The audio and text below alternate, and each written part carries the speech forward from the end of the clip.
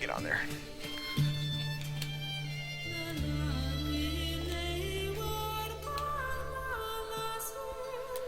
Alright, so we got orange, brown. So I'm just looking off camera here to see what colors I can use. Medium flesh might work. Medium flesh tone from Vallejo, I think is going to be the next color we sponge on here. Just do it very sparingly. Because it is pretty intense. Just kind of just hit random spots. It just kind of gives it a lighter rust effect. This is a completely valid technique if you guys have stuff that's already been painted to rust it up.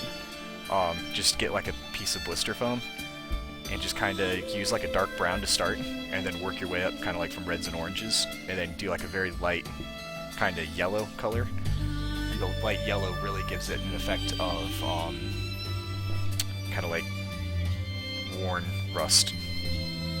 It's kind of hard to see on the camera there. Hopefully that's somewhat in focus. It's just a very subtle, you can kind of see it down on the left there. The trick with weathering is not to go too overboard.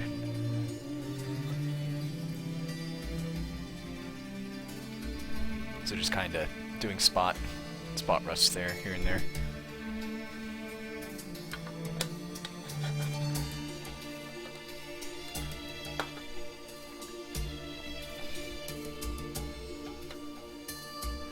Actually might need more of this flesh tone while I'm looking at it.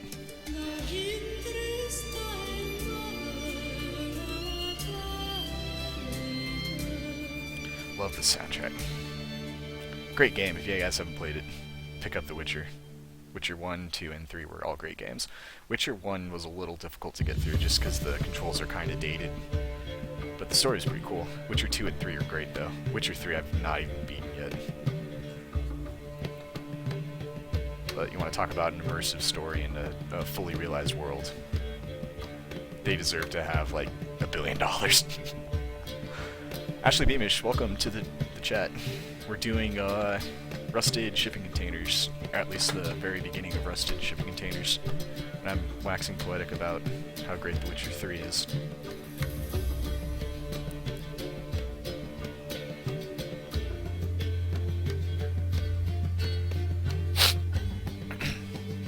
Some water here pretty soon too. Actually, do I don't have my water bottle nearby, do I? No, I've got airbrush cleaner. Don't want to use that. Don't drink that. And I've got paint water too. Don't drink that either.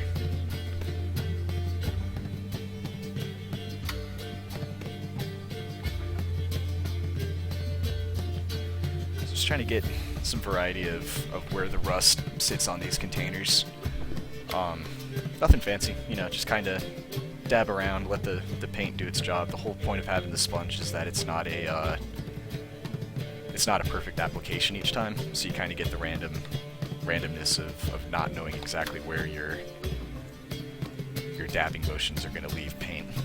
Obviously, if you load your sponge up, where you actually press down with the sponge, so just kind of dabbing lightly with the sponge will kind of leave just a little bit on top, but if you really press down, you'll actually get where your finger applies the pressure. So, like right here, I pressed much harder. So you just kind of have to vary your pressure and what you're doing. So I'm doing, these are for miniatures. I don't know, are you familiar with brush lickers and all that good stuff, or you just kind of stumble into the channel on a whim? I think everyone else here kind of knows miniature painting. Yeah, this is for miniature painting. I'm just doing some rusting before I actually do the rusting effect. So this is pre-rust.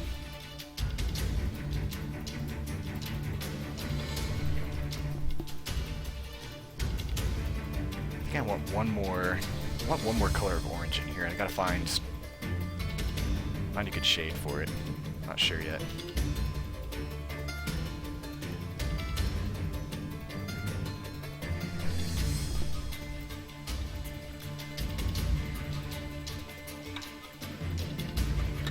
Really wish my GW Macarius orange was still good. I need to reconstitute that at some point. Get that back up and running.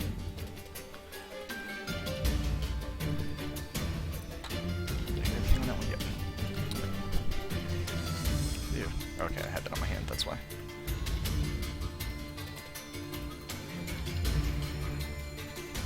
No, I think I might just do all of my rusting tonight. Get these glossed and then work on the actual spraying tomorrow. This is gonna take, that's gonna be a lengthy process. I know how long it took me to do my shipping crates the last time. But if I only choose like 2 or 3 colors for these shipping containers, it should be good.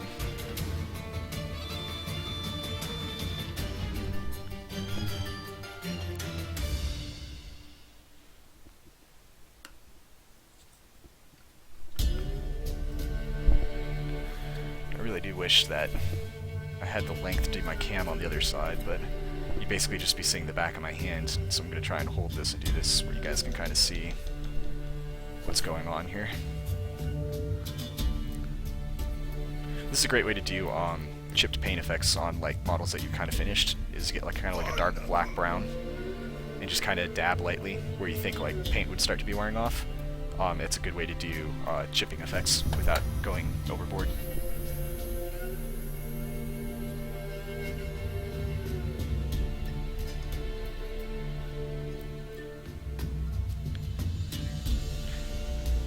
Actually, when it comes time to do the streaking and the pin washing, having these brighter colors will help, because it'll help kind of make the underlying rust effects kind of show as actual rust, as opposed to just being kind of like dark colors.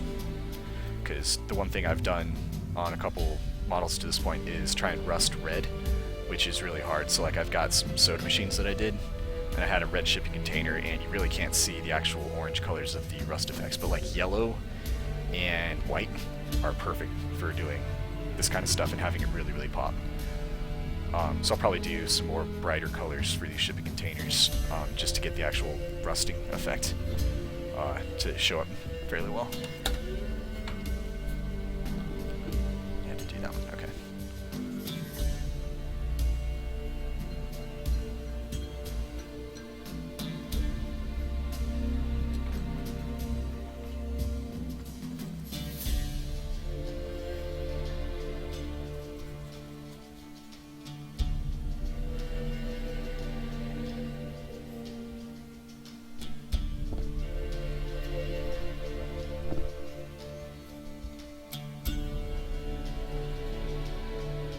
I'm not even bothering with the bottoms. I don't even think I'm going to paint anything on the bottom. It'll just be plain like that. I don't think we'll ever get a chance to actually see. I don't think I'll do any of these that are tipped over.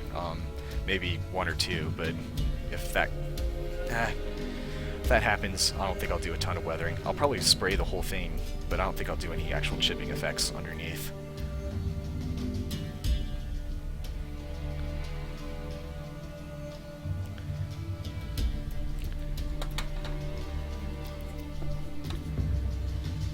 Actually getting this lighter tone down first might have been a better decision, because now if I come back in with another color to sponge and actually sponge over this light yellow here, it'll actually pop a little bit better. So I don't know, we'll just kind of experiment here. A lot of this is just going to go by the wayside. A lot of this effort will be not for nothing, but it'll just kind of be blended and very subtle once this is all said and done. This will probably be a couple days over stream. I'll try and do most of this on stream, so at least some people can see, and hopefully the videos later on will kind of hopefully not be muted. And if they are, oh well, I'll have to come up with a different background song. It's not techno. Which Twitch seems to be the default techno. I need to figure out how to get like song requests and all that stuff up and running. I think it's available. I don't know. I'm not going through the actual song request right now from Nightbot. Just listening to YouTube. Alright, so that's the flesh tone color done. Do we want to pull back that orange again, or do we want to go with something else? I got a couple different oranges here to figure out. This might be a good one, this Amarantha Red.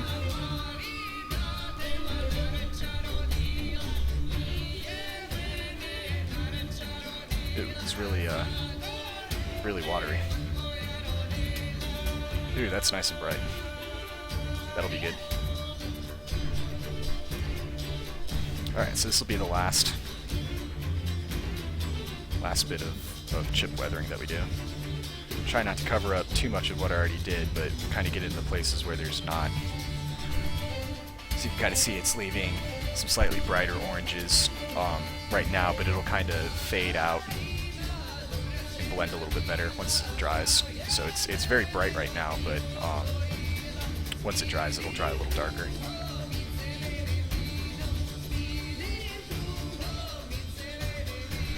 You just kind of see what I'm doing there. Just sponging.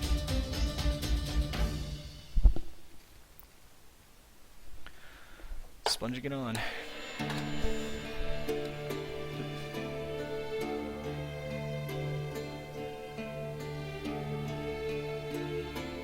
You could absolutely do like a darker brown as well if you wanted. I don't think I'm going to bother with that because I've got some fairly dark reds from the primer that I used.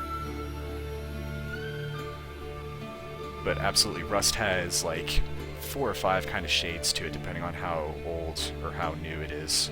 It goes all the way from being like a dark black brown to kind of orangey red, kind of like to a pale yellowish orange color.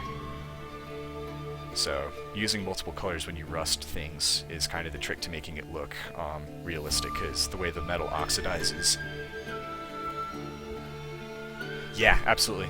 If you're doing like rusted Nurgle weapons or anything like this, this would be perfect. Obviously you need to be careful if you're just doing a sponge effect, but you could easily stipple with kind of like an old brush, and that would give you the same effect. But yeah, definitely, there are effects out there, and actually I've used some pigments on some other pieces, which, you know, you can use pigments on your models. Just make sure you're fixing them, you know, with like a pigment fixer. But yeah, rusting effects, typically it's not just all one color. So when you do rust, having a couple different shades of kind of like pale yellows and oranges and dark red oranges, maybe even like kind of a brown color, really kind of helps give some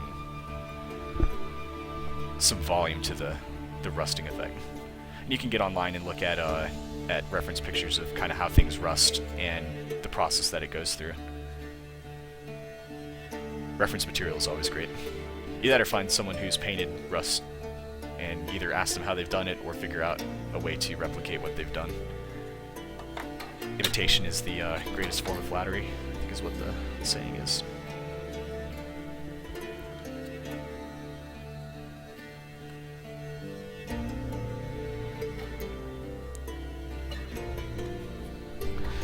Let's give this a good shake.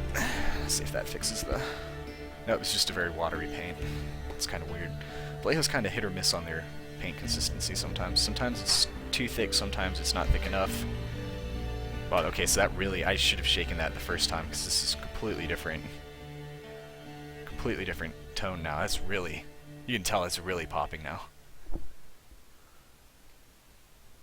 Either that or I used the wrong color. Did I use the wrong color? No, I don't think I did. Did I? No, it's the same color. Losing my mind.